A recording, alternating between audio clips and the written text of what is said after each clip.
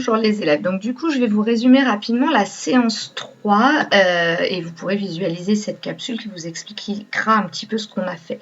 Donc tout d'abord, on a corrigé l'activité numéro 2. Vous l'aviez déjà commencé la semaine dernière et donc il fallait la terminer. Donc on l'a corrigée.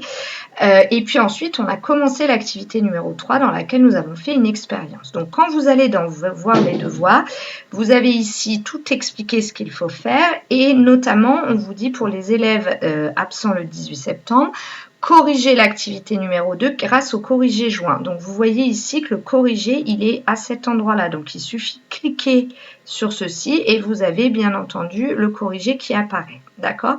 Donc bien regarder ce que nous avons fait la semaine dernière. Donc tout d'abord, on a regardé, je vais grossir un petit peu, la définition qui était écrite sur l'animation, l'énergie et ses transformations. Et donc, vous deviez noter, donc je vous laisserai recopier la définition. Et puis ensuite, on s'était quitté la semaine dernière où je vous expliquais que l'herbe recevait de l'énergie lumineuse et la transformer en énergie chimique. Et donc, nous, on a continué en classe, vous deviez le faire à la maison, on a corrigé en classe ce que vous aviez fait. En fait, on avait vu que la vache, qui était l'objet suivant, en fait, elle mangeait l'herbe. Donc, à partir du moment où vous mangez, vous prenez de l'énergie chimique. Et ensuite, la vache, elle grossit, donc, et elle fait du lait. Donc, du coup, elle produit de l'énergie chimique aussi. Certains élèves ont mis aussi énergie mécanique. Ils ont raison parce que la vache, elle bouge quand même. Donc, du coup, elle produit aussi de l'énergie mécanique. Ensuite, la petite fille qui mangeait un repas, ici, elle mangeait à nouveau et elle buvait, donc elle prenait de l'énergie chimique. Et puis sur la petite image d'après, on voyait que la fille faisait du vélo, donc elle produit du coup de l'énergie mécanique grâce à ses muscles. Donc on est revenu sur le fait qu'on ne dit pas énergie musculaire, même si ce sont les muscles qui produisent l'énergie. En fait, les 6 formes d'énergie qui existent, et vous ne devez utiliser que ces termes-là, on avait vu qu'il y en avait 4 en hic, chimique, donc par exemple les aliments, mécanique, thermique, et électrique. Et puis ensuite, les deux en païque, entre guillemets, c'était l'énergie lumineuse et l'énergie nucléaire. On va revoir ça après. Ensuite, donc, la petite fille faisait du vélo. Du coup, le vélo recevait de l'énergie mécanique ici de la petite fille et le vélo avance. Donc, à nouveau, il fabrique, il crée, il transforme l'énergie reçue en énergie mécanique. Donc, c'est à nouveau un mouvement, mais pas le même type de mouvement puisque les pédales font un mouvement circulaire et le vélo avance donc en un mouvement rectiligne.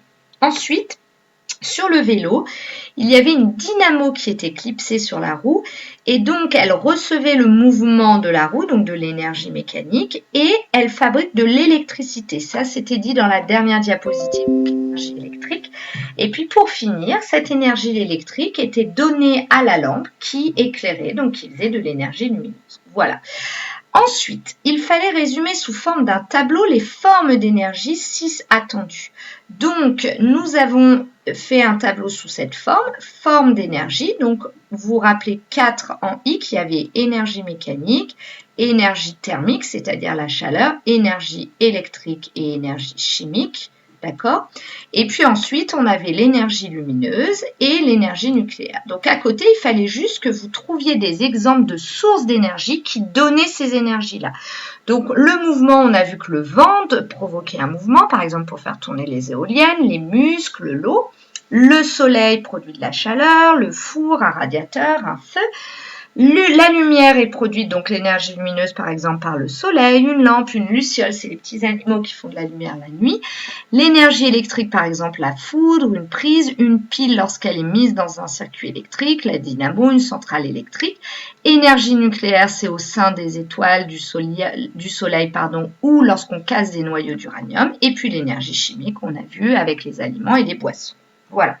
Et ensuite, donc, nous sommes passés à l'activité numéro 3. Donc, en faisant l'activité numéro 3, je vais vous l'expliciter un petit peu plus en direct. En fait, nous avons en classe pris un alternateur qui est une dynamo. C'est la même chose que dynamo. Donc, si vous voulez, vous pouvez écrire en dessous de alternateur dynamo pour que ce soit peut-être plus clair pour vous. Je vais l'écrire avec vous. Donc, oh, pardon, j'ai fait une petite erreur. Excusez-moi.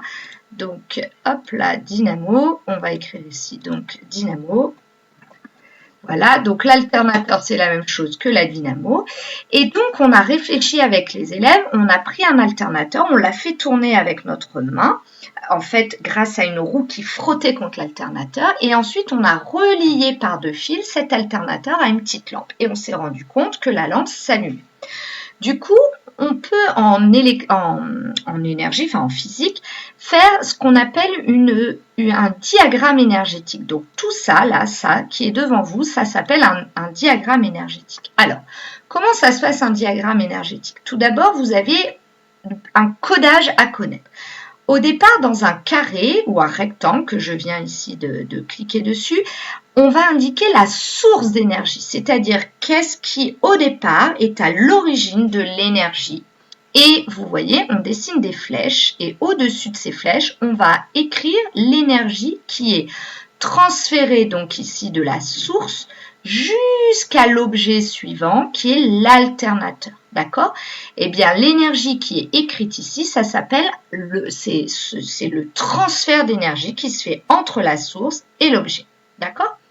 Cet objet, vous voyez, l'alternateur ici, il reçoit une énergie et il va la convertir en ici une première forme d'énergie qui est écrite au-dessus de la flèche bleue et une deuxième forme d'énergie vers la flèche rouge. Eh bien, cet objet, donc l'alternateur, qui est dans un cercle, on appelle ça un convertisseur d'énergie parce qu'il reçoit une forme d'énergie et il la convertit en une ou deux, voire plusieurs formes d'énergie qui peuvent être identiques ou différentes. Voilà. Et de même, la lampe est à nouveau un convertisseur d'énergie. Donc, en évaluation, on peut vous demander de faire juste la source, un premier transfert d'énergie à un convertisseur qui donne une première forme d'énergie, voire une deuxième. Ou vous pouvez avoir à la suite un deuxième convertisseur, voire parfois un troisième convertisseur. Alors, les élèves, quand on est sur notre vélo et qu'on a mis une dynamo contre notre roue, qui est la source d'énergie? Vous êtes d'accord que c'est le cycliste et plus particulièrement le vélo, voire la roue. D'accord? Voilà, donc je vais rétrécir pour que ce soit un peu plus visible. Vélo et roue, voilà. Et la roue, ok? Donc tout ça, on peut dire que c'est la source d'énergie, d'accord? Voilà. Alors, qu'est-ce que ça donne comme forme d'énergie à l'alternateur? Donc, quel est le transfert d'énergie qu'il y a entre la source, le cycliste vélo-roue, et l'alternateur? Eh bien, on est d'accord que c'est un mouvement. À partir du moment au moment où c'est un mouvement, on appelle ça une énergie mécanique. Pourquoi je l'ai écrite en vert? Parce que dans l'énoncé ici, on me dit de souligner en vert les énergies utiles et en rouge les inutiles. Vous êtes d'accord que cette énergie mécanique, elle est utile à l'alternateur, donc c'est pour ça que là, je ne l'ai pas souligné, mais je l'ai écrite en vert. Vous soulignez vous en vert, ou vous pouvez même écrire en vert. Alors, cette dynamo, qu'est-ce qu'elle crée? Elle reçoit, elle tourne, donc c'est un mouvement, et le but d'une dynamo de vélo, qu'est-ce que c'est? Qu'est-ce qu'elle va donner comme énergie à la lampe? Qu'est-ce qu'elle va transférer à la lampe? Eh bien entendu, de l'électricité. Donc, on appelle ça de l'énergie électrique. D'accord? Et la lampe, quel est son but? Qu'est-ce qu'elle va fabriquer? Elle va produire de l'énergie lumineuse. D'accord? Donc, ça, ce sont que des énergies utiles. Mais, si vous regardez bien, un alternateur, quand il frotte sur la roue de vélo, eh bien, il va chauffer, d'accord? Eh bien, comment on appelle une énergie quand ça chauffe? C'est une énergie thermique. Et pourquoi je la mets en rouge et vous allez la souligner en rouge? Parce que ce n'est pas du tout utile à l'alternateur de chauffer, vous êtes d'accord? Et de la même manière, quand on prend une lampe à la fin, on sent qu'elle est chaude, donc elle produit aussi de l'énergie thermique qui est inutile puisque le but d'une lampe, c'est d'éclairer et non pas de chauffer. Voilà, donc nous nous sommes arrêtés là pour tout ce qui est écrit et ensuite nous avons essayé de réaliser une expérience pour reproduire l'expérience de Faraday. Donc en fait, l'expérience de Faraday, elle était décrite ici. Donc les élèves ont lu ce document, je vais vous laisser le lire, ils ont vu ici le matériel qu'il fallait. Et puis là, grâce à cet extrait de bande dessinée, ils ont vu, vous voyez, que l'espèce de magicien, entre guillemets, est en train de bouger quelque chose au milieu d'un fil de cuivre accroché à une lampe. D'accord?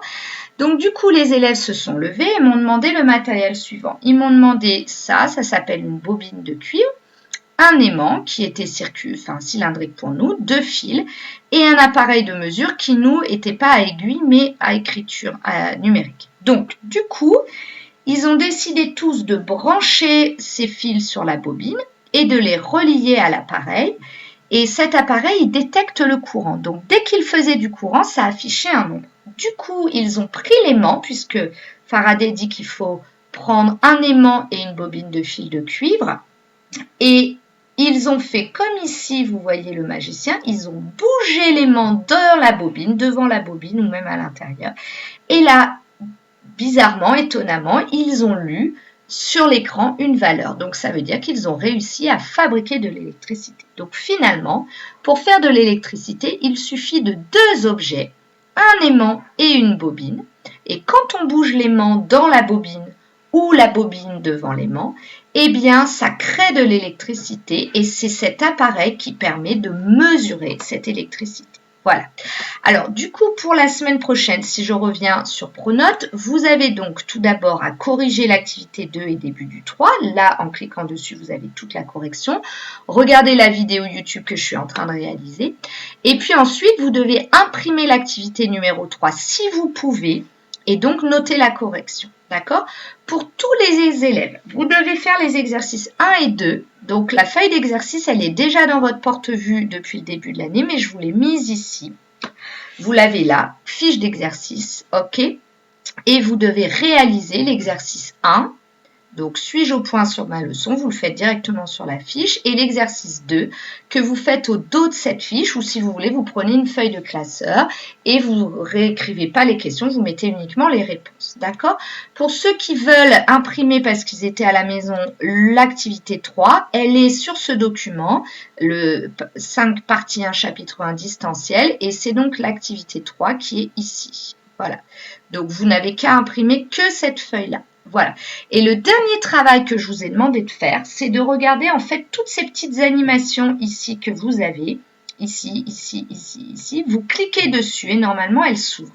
Si vous avez un blocage, ça arrive sur certains ordinateurs, à ce moment-là, vous allez par exemple dans un moteur de recherche comme Google, vous tapez animation fonctionnement éolienne et vous cliquez sur la première animation et ça sera, en fait, le but c'est que vous compreniez à peu près comment fonctionne une éolienne et la semaine prochaine, je vous expliquerai le DM que vous allez devoir faire où justement vous allez devoir expliquer rapidement comment fonctionne une éolienne, une centrale hydraulique, etc. Donc à la semaine prochaine en pleine forme les élèves et bon courage pour vos devoirs.